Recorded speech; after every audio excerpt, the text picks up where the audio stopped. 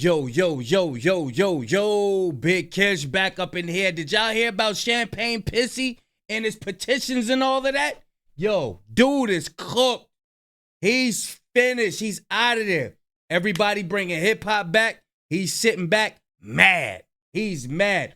We got Rapaholics giving us the whole rundown. Before we get into that, y'all make sure y'all go purchase y'all a copy of Street Dad, Geek Dad, Avoiding the Manufactured Mindset, written by me, Big Kish. The link will be in the description for purchase. I appreciate everybody that's been supporting, grabbing the book. But yeah, we about to get into this. Y'all know I'm like holding y'all. Without further ado, let's get it. Lawbreeze and Gentlegrams, in today's episode of Lawbree in Gentleland, another day, another detonating destruction of the defamation, dainty drag, MAGA manufactured mob boss, the phony Montana, the rejected Romeo of Rihanna. Lawbreeana got sloshed and hammered, enamored by the idea of suing over the I think Rapaholics need to participate in these battles. What y'all think, man? slaughtering song Not Like Us. Now Lawbree might learn the hard way that his court shenanigans are a hard tight bust. The court gazer glazer of the gavels just got tossed in his UMG lawsuit like a paddle. So drop a like and subscribe and let's strap into these issues like a saddle. I study rap battles for a living. Now Lawbreeze and Gentlegrams, I really didn't want to bring you guys another Drake story, alright? We've had some of the most insane moments transpire in the last week between the Diddy trial, which Drake is mentioned in. I just did a whole video on that, so go check that out. Also the Ray Vaughn, Joey Badman beef. There's a lot I want to cover here, so drop a comment on different topics that you guys want to see, but this was too insane to ignore, alright? We got to break down this brand new development from the Drake and UMG lawsuit, because obviously, if you guys have been keeping up, you know Drake is suing for defamation over Not Like Us, claiming the lyrics, the music video, and the cover art have caused danger to his life, with his home being attacked on multiple occasions, has also caused immense financial and reputational. According to what I've been hearing, his crib been being attacked by people. Damage, right? Because now his stock is lowered. Everyone views him as an OVHO, a PDF, or at least that's what he's claiming, and he wants answers from UMG. He has requested 18 different forms of documentation from UMG, including Kendrick Lamar's contracts, all the interactions they had about the Super Bowl performance, the Grammys, all the marketing they put in behind Not Like Us and behind Kendrick's. News just came out. Salt and Pepper suing UMG as well, but not over hip-hop. Not over hip-hop. Music in general over the last few years. This seems a little invasive, and both Drake and UMG have requested by the judge to keep all the documents that will be reviewed in court private. So we won't get a look at anything that Drake gets from UMG, and that's essentially to protect both sides, right? Because let's say Drake's contracts have to get reviewed in this lawsuit and they become public, well, other artists can look at that and say, hey, UMG, you didn't offer me that much money. You didn't offer me a structure in my contract as beneficial as Drake's is or as Kendrick's is. So I'm not signing with you, right? So this creates a little bit of a conflict, right? If all these private contracts become public. The judge agreed to this. So again, we won't see any of the contracts, any of the documents that Drake goes in and finds from UMG. And at the same time, UMG has done their best to try to get this case dismissed. Now, they have failed so far. Discovery is still about to happen, meaning, again, Drake is about to get all these documents, he's requesting Kendrick's contracts, etc., and the lawsuit will move on. However, we just got a big update, not from UMG, not from Drake, but from a third party that when I read you guys what they say in this document, if you're like me and check it out. He about to read the knowledge. You not gonna want to click off this video. This is it. This is what we here for. Watch this, y'all. You're very displeased by this lawsuit, you will be very happy. Now, of course, we've discussed this plenty of times on the channel, right? If Drake actually wins this defamation case, it sets a brand new precedent for how rap lyrics can be used in court going forward. I study rap battles for a living.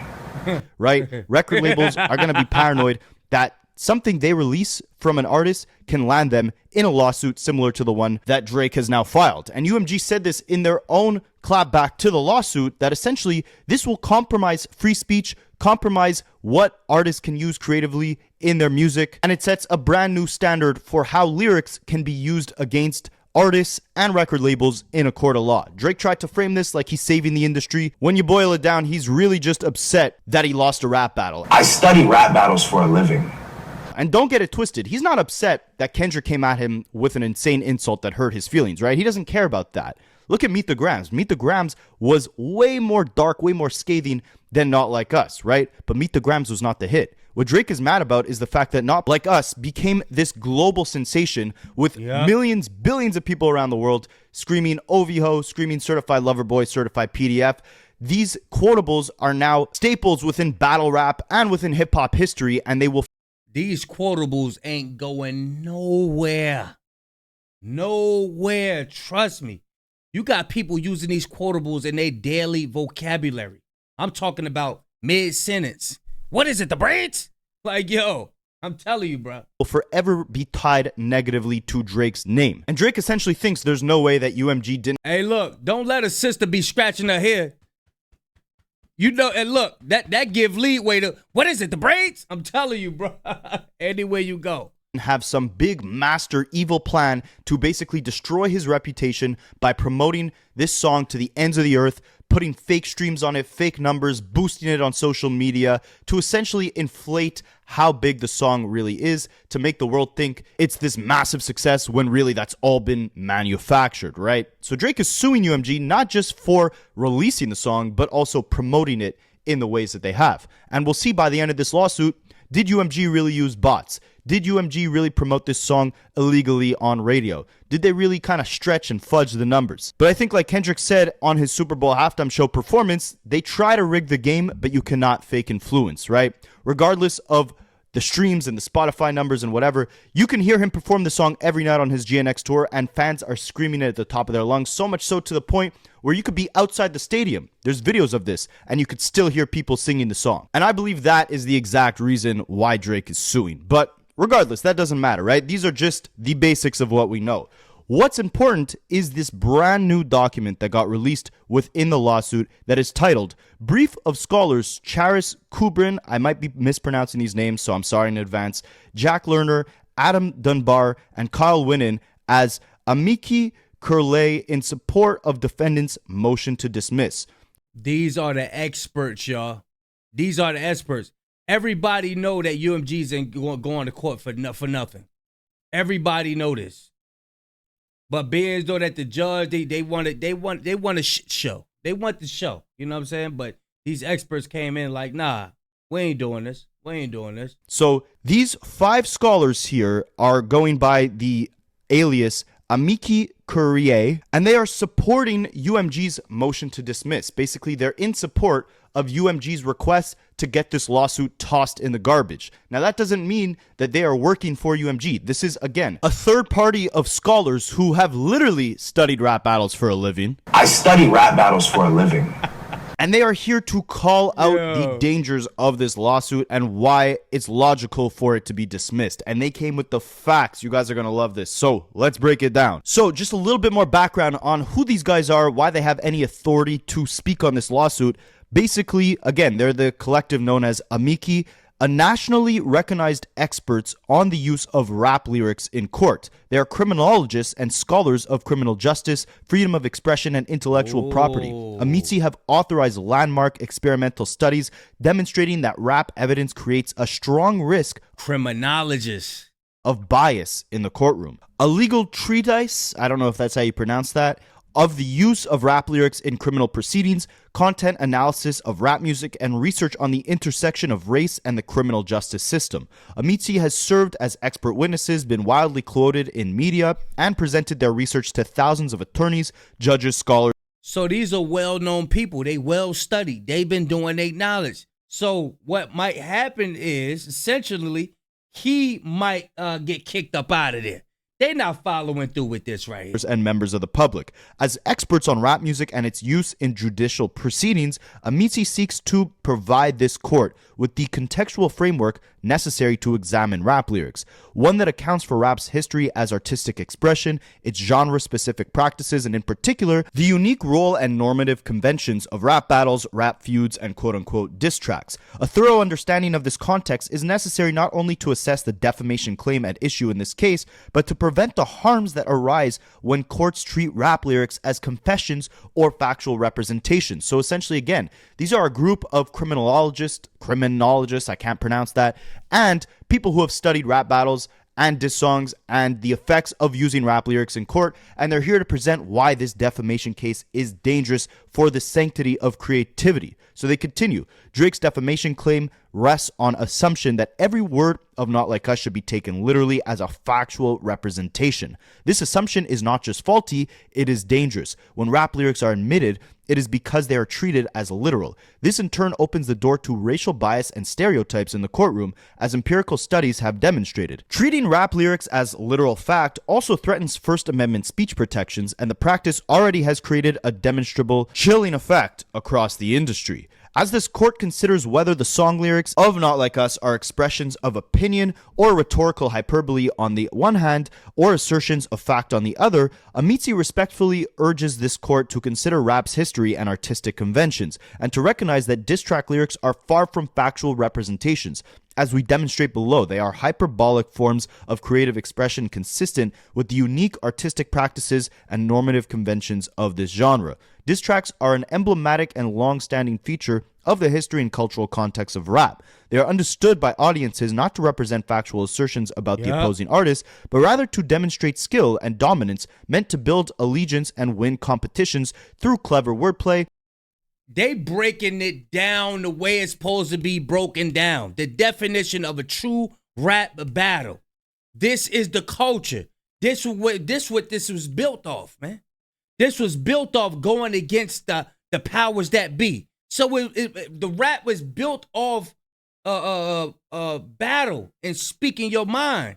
How you from Canada, whatever it's called. How you from where you ain't, we were like, how you gonna come over here and just try to change the rules? What do you, you can't do this. You can't do this. Hyperbole, bluster, and demonstrations of disrespect. That's the second time I heard that word. Hey Siri, what's the definition of hyperbole?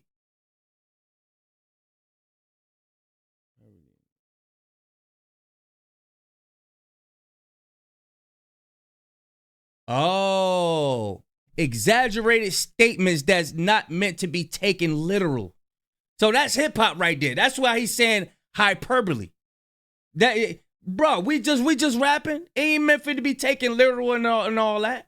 You know what I'm saying? And if you got some skeletons in your closet, like everybody else, you got some skeletons in your closet. But your skeletons, they're a little, yeah, your skeletons be skeletoning. I study rap battles for a living. Yeah. This court should consider this context and find the rap lyrics at issue in this case are a form of rhetorical hyperbole, not factual assertions. So then this group of scholars goes into their argument, which is that rap is an established musical genre with distinct artistic conventions that courts must consider before treating lyrics as factual representations. Essentially, again, hip-hop is a sport, and the court must understand that before looking at the lyrics in Not Like Us as an actual fact, as in Kendrick meant this as a fact to destroy Drake's reputation and make the whole world believe he was a PDF, right? So their first argument, rap music has a long history as a rebellious and defiant art form that has developed unique and specific artistic conventions and modes of expression. Rap music is the verbal and musical element of hip-hop, a cultural movement born in response to social conditions in predominantly black urban communities, including economic decline, deindustrialization, urban neglect, and high crime. Hip-hop comprises... Y'all see how he explaining the nature? See, Drake and them so used to people not being able to explain it word for word, all into detail, get into the nooks and the crannies of it. That's what they used to. But now we got these experts breaking it down for you. Got these experts letting them know. Look, you might as well let it go, boy. Multiple forms of artistic expression, including breakdancing, DJing, graffiti, and MCing. Rap is an extension of the Black American tradition of oral storytelling and quote-unquote signifying, a technique that incorporates exaggeration, metaphor, and wordplay. The core of signifying is the intentional manipulation of language, contrasting between literal and figurative meanings to create ambiguous and intentionally complex messages. When combined with rap's use of constantly evolving black vernacular slang and its tendency to create new words and attribute varied meanings to common words, rap is particularly susceptible to misinterpretation. And we saw this as a prime example in the Young Thug trial, right? When they were using the words like slat and slime against him in a court of law, he would come in and say, no, these words don't necessarily mean anything gang related. They actually mean XYZ. I forget what he said the acronym for slime was, but essentially, again, there's this constantly evolving use. Hey, they finessed the hell out of slime, didn't they? What they say? Saluting. What they say? They finessed it. Hey, I think it was alluding to building communities or something like that. Oh, man.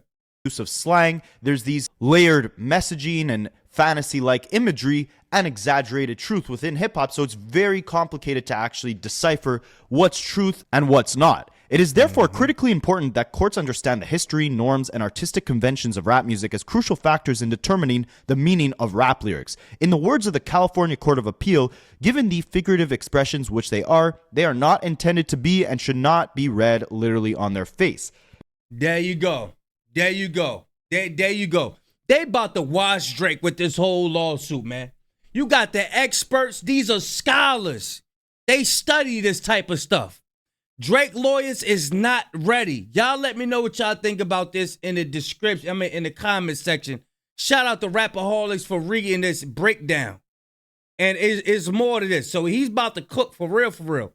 So y'all go watch it unfiltered and uninterrupted. I'm going to leave a link in the description. Big Kish signing out. I'm going, y'all.